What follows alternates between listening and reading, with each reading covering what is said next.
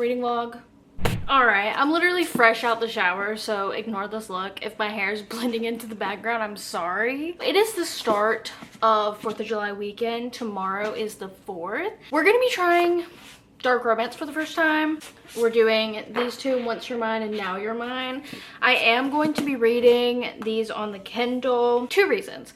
One, I'm gonna be around family and I don't want them to be like, the fuck is she reading? Like, what is that? Ew.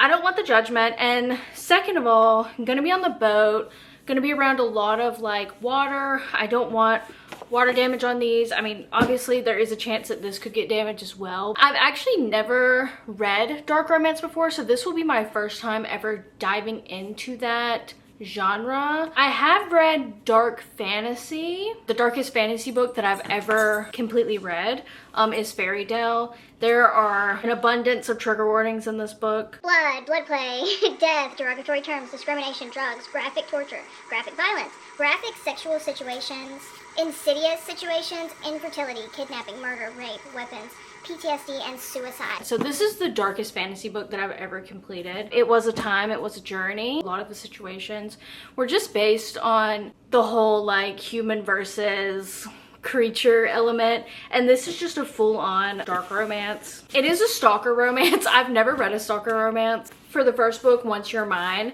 the description is the tormentor. She belongs to me, she just doesn't know it. The first time we met, I wanted her. The next time I was obsessed. I watched her, I followed her. It only deepened my need to possess her. Once she's mine, I'm never letting her go. The target. Hayden Bennett is a monster, in and out of the courtroom. Unfortunately, I need his help. What was supposed to be a simple transaction turns into something else, something intense. He'll always be there when I need him, but I don't know if trusting him is a good idea.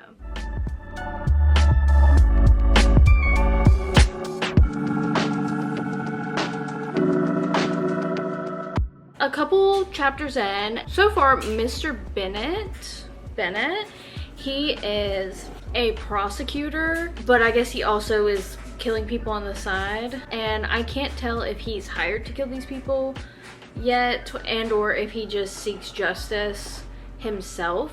It seems like a lot of the people he kills, he's like, their families never even know that they're bad people, but they are. So it's giving like a Robin Hood complex, you know, it's giving Dexter, I'm a killer, but I'm killing bad people. So Bennett, it opens up with him. He's looking down at a funeral. He says after he kills some like people, he likes to observe their funeral, watch their families cry. Bad guy stuff.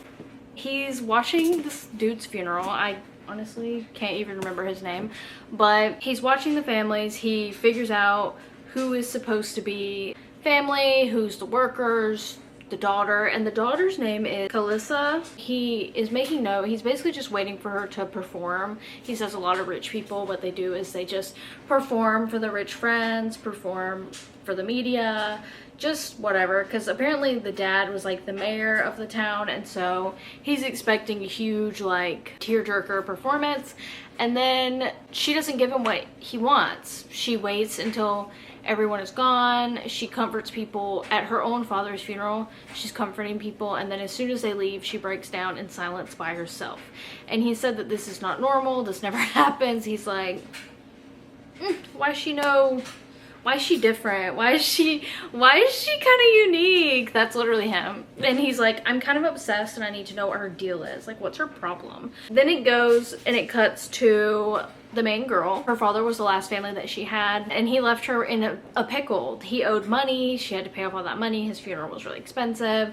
She went from being very well off to having multiple jobs and using all her money for a private investigator to try to figure out what happened to her father, because she knows that he was killed but doesn't know what for, has no idea why. And I kind of have a feeling that by the end of the book, while she might be kind of sad because it's like, that's my dad, but I feel like in order for them to fall in love, there has to be a level of understanding going on there. So I feel like he's gonna be like horrible. Like whatever he did had to have been so bad for her to even entertain forgiving him in the future when we get deeper into the book. I just finished the chapter where he has basically helped her obtain this job at the coffee shop because it's close to where he works, and he can kind of keep an eye on her, kind of watching her, tailing her outside, watching her through the coffee shop windows. They've actually just like met for the first time. A customer was being, you know, just over the top, like, my panini, you dummy, give me my panini. And she like spilled something, and he was just being over the top reactive so that he could obviously go in and be like, apologize, apologize, or I'm gonna bring down the hammer. Basically, that was him. Takes off his cufflinks and he's like, say you're sorry. And he's like, she's just a chick. And he's like, no, she's not. And they've never met before, and she's kind of like, you know, but it ends off with you realizing she actually does know who he is, and she's like, this guy was prosecuting my dad and trying to put him in prison, and now he's standing up for me. Does he know who I am? Does he know that I know who he is? My dear, if you only knew. But found out a little bit more about like why her father was on trial and stuff.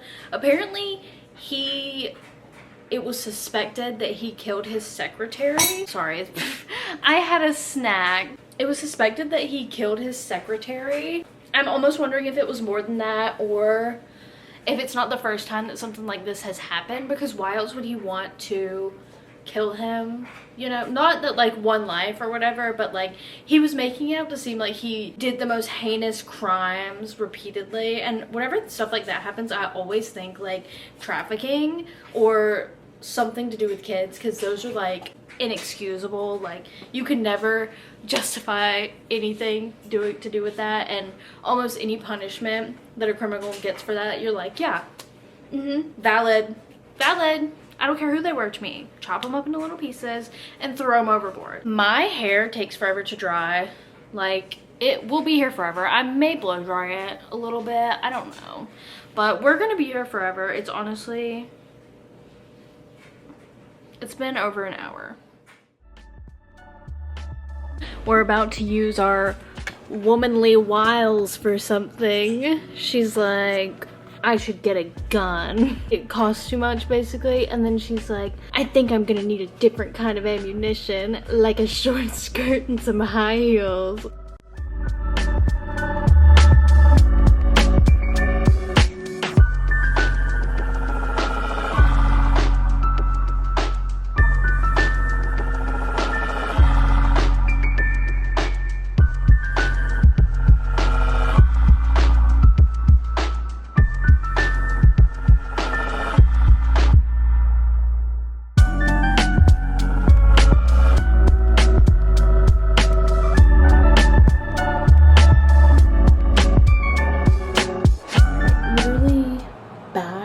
From the lake. I am so tired. You know how the sun just completely drains you? In regards to how this book is going, I would just like to say that I don't like it. I think I'm about 70 pages in, and we've already had multiple instances of get your hands off her, get away from her. Like, they haven't even had but like 2 conversations. Their second conversation, he's like, you're mine. Like, that's crazy. Like, I know it's like a stalker romance, but you think they would have he would have tried to make more contact with her before that. That is not the case, but that's kind of what I was expecting, like more like in-person contact before she like figured out that he was watching her. Where it's literally, I'm 70 pages in and he's already been like, you're mine, and like saved her twice, which whatever, but you're mine after only 2 conversations is actually crazy. I don't know, I'm feeling very underwhelmed. I feel like they don't really have personalities and they're just vessels. Have a relationship, does that make sense? Like, they don't really have personalities, either one of them, really. They're just like vessels for a sexual attraction, I guess. I don't know, it's weird. It's kind of weird, but I guess I'll finish it. Like, I'm gonna try to, because I'd hate to only get like 70 pages in and then be like, I'm never touching this genre again, you know? So I guess I'll just keep pushing forward, I guess.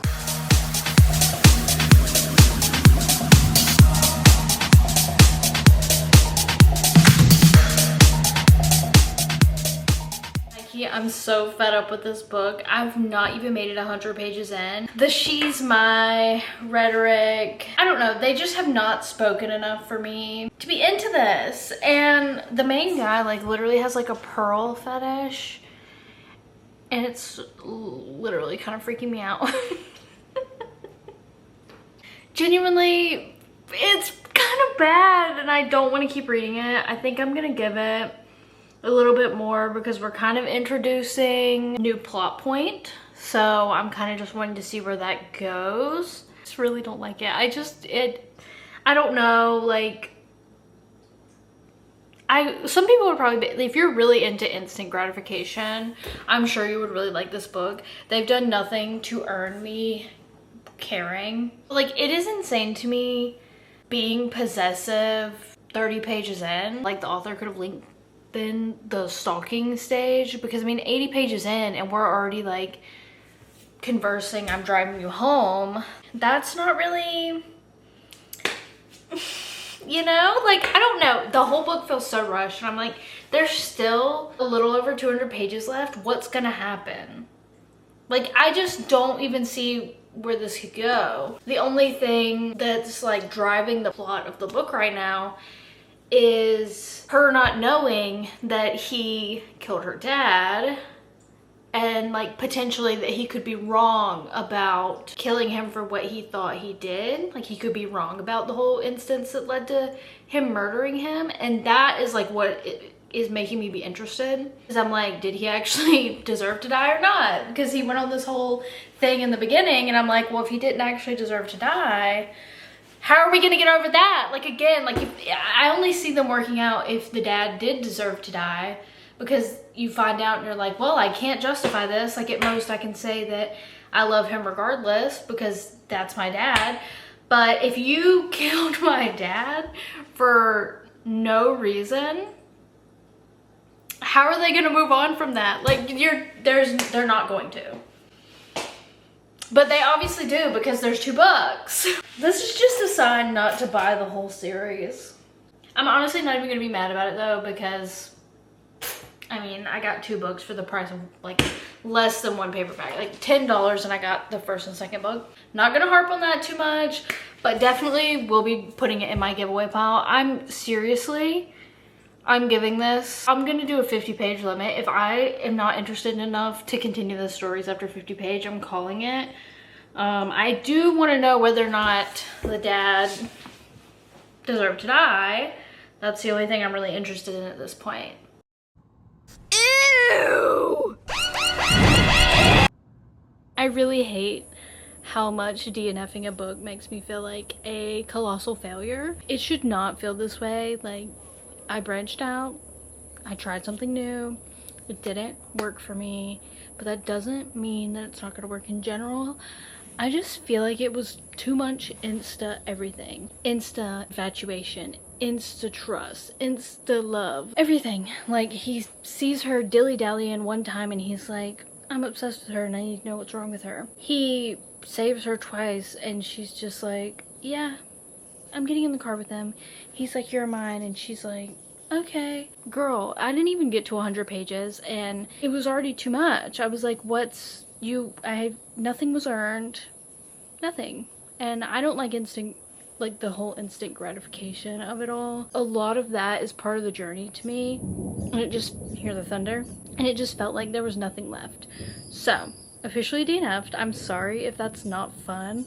I'm sorry if that makes it like a lame watch. I really do apologize, but I don't want to force myself to read something that I'm hating whenever I could be moving on to something that I like potentially love, especially because I have so many like anticipated reads just sitting on my bookshelf collecting dust and they need to be picked up. So I think it's just best to move on. Tried something new. Maybe we'll circle back. Maybe we won't. Bye.